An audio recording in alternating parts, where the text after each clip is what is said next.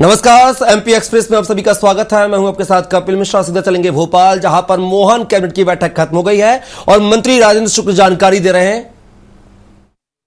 हुआ है जिसमें IT, drone, aerospace, semiconductor, Raksha, EV, manufacturing इत्यादि क्षेत्रों में निवेश और भूमि आवंटन नीति, प्रोत्साहन इत्यादि पर बहुत ही विस्तार से चर्चा हुई है।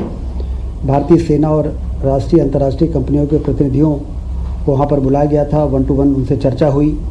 भारतीय सेना के मेजर कर्नल गौतम महाजन, ब्रिगेडियर MS रंधावा जैसे बड़े अधिकारी वहाँ पर उपस्थित थे। कॉन्क्लेव में निवेश और उद्योग संवर्धन के लिए 9 कंपनियों को भूमि आवंटन के लिए आशय पत्र भी जारी किए गए हैं। इस कॉन्क्लेव की समस्त गतिविधियों से 15,996 करोड़ रुपए का निवेश एवं लगभग 64,085 रोजगार के सृजन का मार्ग प्रशस्त होगा। कॉन्क्लेव में मध्य प्रदेश में निवेश और रोजगार सृजन को बढ़ावा देने की दिशा में 7 महत्वपूर्ण MOU भी साइन किए गए हैं। इसी प्रकार से स्पेस टेक नीति 2025 के मसौदे का भी अनावरण हुआ है। यह नीति राज्य को भारत की स्पेस टेक अर्थव्यवस्था में अग्रणी स्थान दिलाने की दिशा में महत्वपूर्ण पहल है, जिसके माध्यम से अंतरिक्ष प्रौद्योगिकी, स्पेस टेक्नोलॉजी, अनुसंधान, निवेश और रोजगार के नए द्वार खुलेंगे। भावांतर योजना जो शुरू की गई 13 तारीख को देवास से, उसके बहुत अच्छे परिणाम आ रहे हैं। 24/10/25 से 7/11/25 तक जो मॉडल रेट 4,020 था, वो 17/11/25 को बढ़ के 4,236 हो गया है। और समर्थन मूल्य से मॉडल रेट का डिफरेंस जो है वो भावांतर होता है। और अभी तक 15 दिनों में 1.33 लाख किसानों को के खाते में 233 करोड़ रुपए भावांतर की राशि अंतरण की जा चुकी है। 220 से अधिक मुख्य और 80 उप मंडियों में खरीदी की जा रही है सोयाबीन की। और ये भावांतर योजना से किसानों में काफ़ी हर्ष है और उनको काफ़ी लाभ मिल रहा है। जनजाति गौरव दिवस 15 नवंबर को बड़े धूमधाम से मनाया गया। जबलपुर में जो सबसे प्रमुख कार्यक्रम था पूरे प्रदेश का, उसमें वर्चुअल माध्यम से प्रधानमंत्री जी जुड़े और उन्होंने संबोधित किया। 150वीं जयंती भगवान बिरसा मुंडा की बड़वानी, अलीराजपुर, जबलपुर में विशेष आयोजन हुए। बाकी पूरे प्रदेश के सभी जिलों में इसके आयोजन हुए और काफ़ी बढ़ चढ़ के लोगों ने इस कार्यक्रम को में हिस्सा लिया और इसको अभूतपूर्व सफलता मिली है।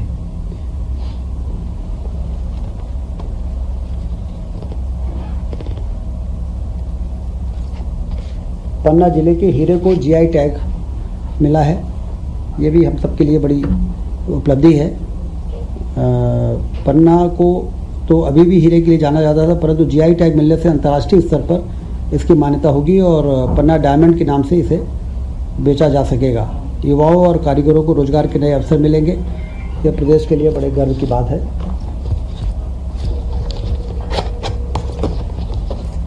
लाडली बहना योजना 12 नवंबर 2025 को सिवनी में 1,500 रुपये, 250 रुपये अलग से जोड़ के 1,500 रुपये अब हर महीने लाडली बहनाओं को ये राशि अंतरित की जा रही है। जैसा कि आप जानते हैं कि जून 23 में इस योजना की शुरुआत हुई, तब से अक्टूबर 25 तक बहनों को 44,900 करोड़ से अधिक की राशि का अंतरण किया जा सका है। इससे आर्थिक रूप से बहनें सशक्त हुई हैं, उनका आत्मविश्वास बढ़ा है और वो अपने बच्चों के, अपने परिवार के देखभाल में, उनके स्वास्थ्य के संबंध में ज़्यादा अधिक सक्षम हुई हैं। आज मुख्यमंत्री जी ने विशेष तौर से ये निर्देश दिया है कि इस राशि के अंतरण के साथ साथ उनको लंबे समय तक कैसे हम सक्षम बना सकते हैं, उनको रोजगार कैसे जोड़ सकते हैं, इसकी भी योजना संबंधित विभाग बनाए, जिससे कि उनको अपने पैरों पे लंबे समय तक खड़ा किया जा सके। कैबिनेट के जो एजेंडे प्रमुख रूप से थे, उसमें सिंचाई के लिए सोलर पंप स्थापना की जो योजना 24 जनवरी 25 को लागू हुई, प्रधानमंत्री कृषक मित्र योजना में संशोधन का एजेंडा आज कैबिनेट में था और उस संशोधन में 7.5 HP क्षमता का सोलर पंप लगाने के लिए अस्थायी विद्युत कनेक्शनधारी कृषक का अंश 10% रहेगा। शासन द्वारा 90% की सब्सिडी उनको दी जाएगी, जिससे कि जितने भी टेम्परेरी कनेक्शनधारी हैं लगभग 3 लाख हैं और जो परमानेंट कनेक्शनधारी हैं वो करीब 20 लाख से ऊपर हैं। तो केंद्र सरकार की सब्सिडी का जो सीमा है उस सीमा तक हम कृषकों को अब धीरे धीरे सोलर पंप में ट्रांसफ़र करेंगे और केंद्र सरकार से भी लगातार ये मांग करेंगे कि आप उस सीमा को बढ़ाते जाएं, जिससे जल्दी से जल्दी हम सारे टेम्परेरी कनेक्शनधारी और फिर परमानेंट कनेक्शनधारी को हम सोलर से ये जो इलेक्ट्रिक पंप से सोलर में शिफ्ट कर सकें, जिससे कि लाइन लॉस और सब्सिडी के जो बोझ आता है उससे भी मुक्ति मिले और किसान भी क्वालिटी की बिजली आसानी से अपने स्तर पर प्राप्त कर सके सोलर के द्वारा। 3 व 5 HP के जो अस्थायी विद्युत कनेक्शनधारी हैं को एक क्षमता अधिक यथा 5 या 7.5 HP सोलर पंप प्राप्त करने के लिए विकल्प दिया जाएगा। तो 3 HP वालों को 5 HP का सोलर पंप और 5 HP के जो इलेक्ट्रिक पंपधारी हैं उनको 7.5 HP का भी सोलर पंप यदि लगाना चाहें तो उनको वो सुविधा उपलब्ध कराई जाएगी। यह संशोधन आज के कैबिनेट के इस एजेंडे में लाया गया है। एक बहुत ही महत्वपूर्ण निर्णय हुआ है। मिशन वात्सल्य योजना अंतर्गत गैर संस्थागत सेवा यथा स्पॉन्सरशिप, फॉस्टर केयर और आफ्टर केयर जो बच्चे इस प्रकार के हैं, जैसे विधवा, तलाकशुदा या परित्यक्ता माता के जो बच्चे होते हैं, अनाथ एवं विस्तारित परिवार के साथ निवासरत बच्चे, असाध्य बीमारी से पीड़ित माता पिता के बच्चे, इस प्रकार से जो बच्चे हैं लगभग 33,346 बच्चे, उनको प्रतिमाह 4,000 रुपये दिया जाएगा। केंद्र सरकार 60% इसमें का अंश रहेगा और राज्य का 40%।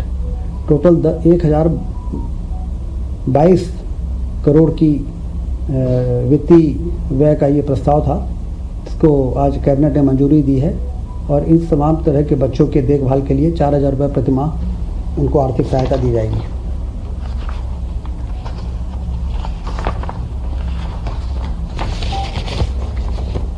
मेडिको लीगल संस्थान के अधिकारियों को पुनरीक्षित वेतनमान 7वां वेतनमान का वास्तविक लाभ 1/1/2016 से प्रदान किया गया है। उसी अनुक्रम में मेडिको लीगल संस्थान के अधिकारियों को भी लाभ दिए जाने का निर्णय लिया गया है। 93 लाख रुपये इसमें एरियर की राशि का वित्तीय भार आएगा।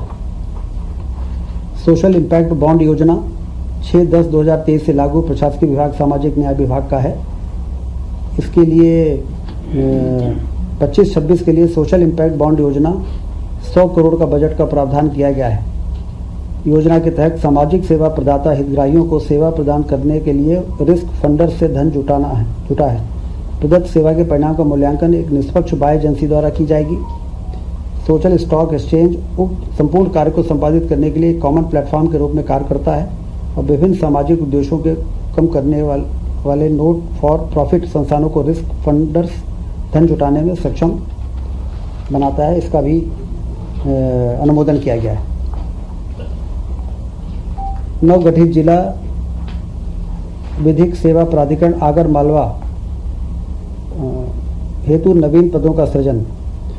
विधिक सेवा प्राधिकरण के लिए जो आवश्यक नवीन पद हैं उसकी भी स्वीकृत की गई है 9 नवीन पदों की और इसमें 59.42 लाख रुपए का वित्तीय भार आएगा।